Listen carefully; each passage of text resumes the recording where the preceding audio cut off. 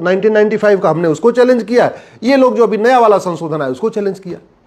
तो अब ये देखना है कि क्या सुप्रीम कोर्ट इन लोगों को, ओवैसी साहब को, इमरान प्रतापगढ़ी को, मोहम्मद जावेद को, मदनी साहब को ये कहती है कि काम करो, अपने हाई कोर्ट जाओ, वहां पहले से ही मामला पेंडिंग है, वहीं जाके पहले अपनी बहस करो, और जब किसी हाई कोर्ट का फैसला आ जाएगा तब सुप्रीम कोर्ट हम देखेंगे। सुप्रीम कोर्ट क्या करता है बहुत जल्दी क्लियर हो जाएगा। क्या सुप्रीम कोर्ट का जो स्टैंड मेरे लिए था वही स्टैंड ओवैसी, मदनी, इमरान प्रतापगढ़ी के लिए रहेगा? क्या जब मेरे जैसा एक छोटा सा वकील बहस कर रहा था, सुप्रीम कोर्ट का वही स्टैंड जब सिब्बल साहब बहस करेंगे, सिंघवी साहब बहस करेंगे, तब भी वही रहेगा? देखना है, 2-3 दिन में क्लियर हो जाएगा। अब बात आती है कि ये वक्फ जो है प्रॉपर्टी, ये हो क्या रहा है? लॉजिक क्या दी जा रही है कि जो मुगलों की प्रॉपर्टी थी वक्फ प्रॉपर्टी हो गई। तो मैं ये पूछना चाहता हूं, क्या जहां तक भगवान श्री राम ने राज किया था वो सारी प्रॉपर्टी हिंदुओं की है क्या?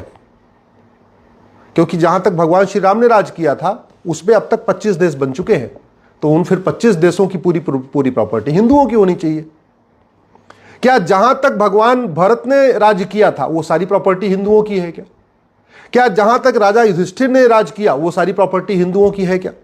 क्या जहां तक चंद्रगुप्त ने राज किया वो सारी प्रॉपर्टी हिंदुओं की है क्या? क्या जहां तक सम्राट अशोक ने राज्य किया क्या वो सारी प्रॉपर्टी सनातनियों की है क्या? मैं इसलिए पूछ रहा हूं कि अगर राजा के हिसाब से फॉर्मूला चलेगा फिर तो मुगलों से शुरू क्यों करना चाहिए, थोड़ा मुगलों के पीछे शुरू करना चाहिए।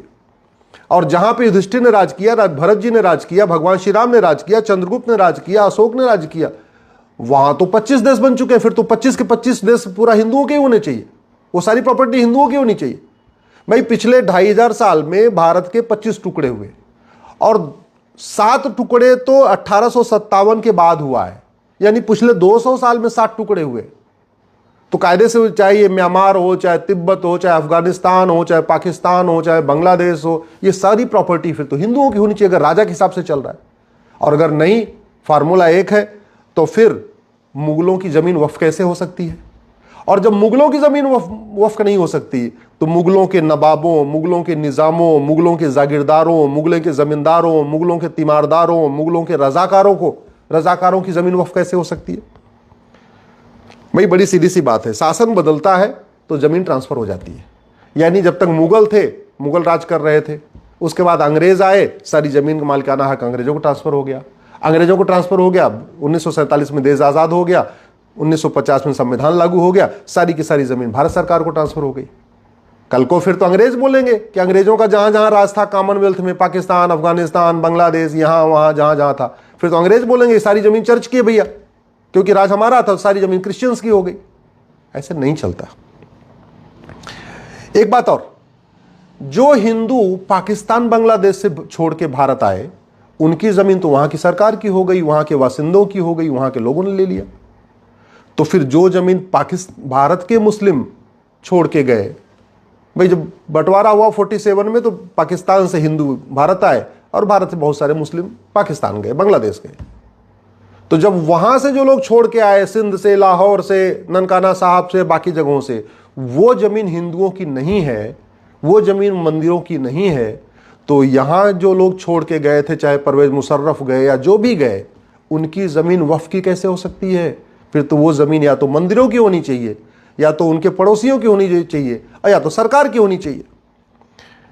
एक बात और, 1950 में टोटल वक्फ बोर्ड के पास प्रॉपर्टी थी मात्र 50,000 एकड़, यानी 500 साल के मुगलों के शासन और 200 साल के अंग्रेजों के शासन, कुल 700 साल के शासन में वक्फ प्रॉपर्टी थी मात्र 50,000 एकड़।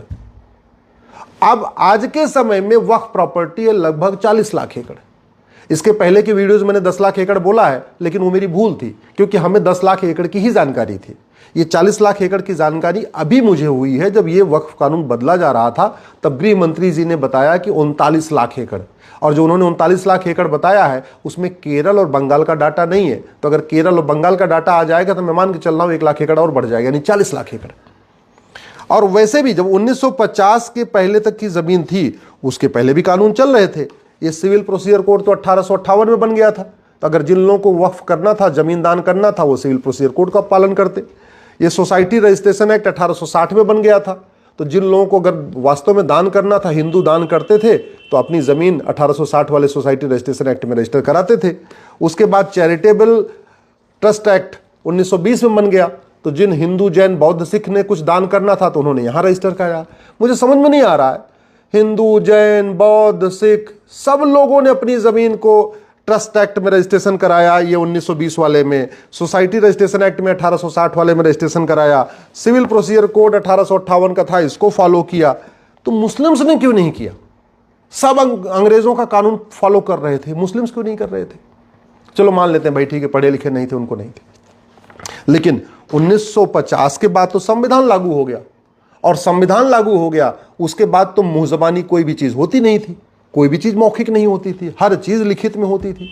तो जब 1950 के पहले की 50,000 एकड़ ज़मीन बाहर निकाल भी दे, चलो मान लेते हैं भैया ठीक है, तो जो बाद में 39.5 लाख एकड़ ज़मीन बढ़ गई, वो तो बाकायदा कागज़ दिखा के हुई होगी, बाकायदा रजिस्टर करा के हुई होगी, क्योंकि भारत स्वतंत्र हो चुका था, नियम कानून बन चुका था, सबको जो कुछ भी दान करना था बाकायदा रजिस्टर में करना था, लिखित में करना था, गवाहों के साथ करना था। फिर मौखिक में क्या हो गया? इसलिए मेरा मानना है अब समय आ चुका है, इन विषयों पे चर्चा हो, गंभीरता के साथ चर्चा हो। और इसलिए मैं कहता हूं वक्फ एक्ट में संशोधन नहीं होना चाहिए, वक्फ एक्ट पूरा का पूरा खत्म होना चाहिए। One nation one charity code होना चाहिए, one nation one property code होना चाहिए, one nation one endowment code होना चाहिए। हिंदी में कहेंगे समान दान संहिता, समान धर्मस्थल संहिता, समान संपत्ति संहिता होनी चाहिए, क्योंकि भारत का संविधान मजहब के आधार पर कोई नियम कानून बनाने की इजाज़त नहीं देता। एक बार वक्फ बोर्ड तो फिर भी बन सकता है, वक्फ ट्रिब्यूनल तो मजहब के आधार पर हो ही नहीं सकता, बिल्कुल नहीं हो सकता, क्योंकि ट्रिब्यूनल कोर्ट का काम करता है और कोर्ट मजहब के आधार पर नहीं होती है। भारत में 20 ट्रिब्यूनल है, इनकम टैक्स ट्रिब्यूनल है, नेशनल ग्रीन ट्रिब्यूनल है, एनजीटी है, सेल टैक्स ट्रिब्यूनल है, जीएसटी ट्रिब्यूनल है, बहुत ट्रिब्यूनल है, एक भी ट्रिब्यूनल मजहब के आधार पर नहीं है। फिर वक्फ ट्रिब्यूनल क्यों? खत्म होना चाहिए। संविधान मजहब के आधार, और जमीन का फैसला हमेशा रेवेन्यू कोर्ट करती है, सबके ज़मीन का फैसला रेवेन्यू कोर्ट में हो रहा है, तो फिर मुगलों के ज़मीन का फैसला वक्फ ट्रिब्यूनल में क्यों होगा?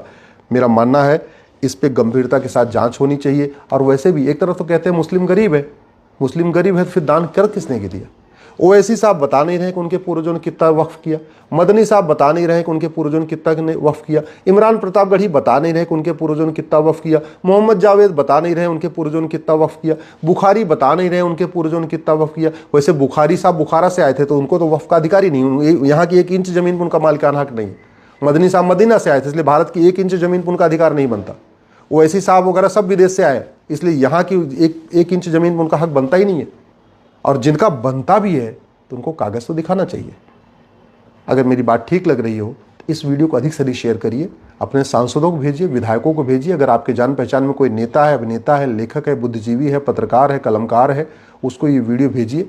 अगर आप किसी जज साहब को जानते हैं, वो ये वीडियो उन तक भी भेजिए, क्योंकि मामला अब परीक्षा की घड़ी की है। देखना यह है कि सुप्रीम कोर्ट ने जो स्टैंड हमारे जैसे एक छोटे से वकील के लिया, क्या वही स्टैंड सिब्बल और सिंघवी साहब जैसे बड़े वकीलों के लिए भी होता है? सुप्रीम कोर्ट ने जो स्टैंड हमारे लिए लिया, क्या वही स्टैंड ओवैसी के लिए, मोहम्मद जावेद के लिए, इमरान प्रतापगढ़ी के लिए भी लेती है? अब ये देखना है। बहुत जल्दी सुनवाई होगी, दूध का दूध पानी का पानी हो जाएगा।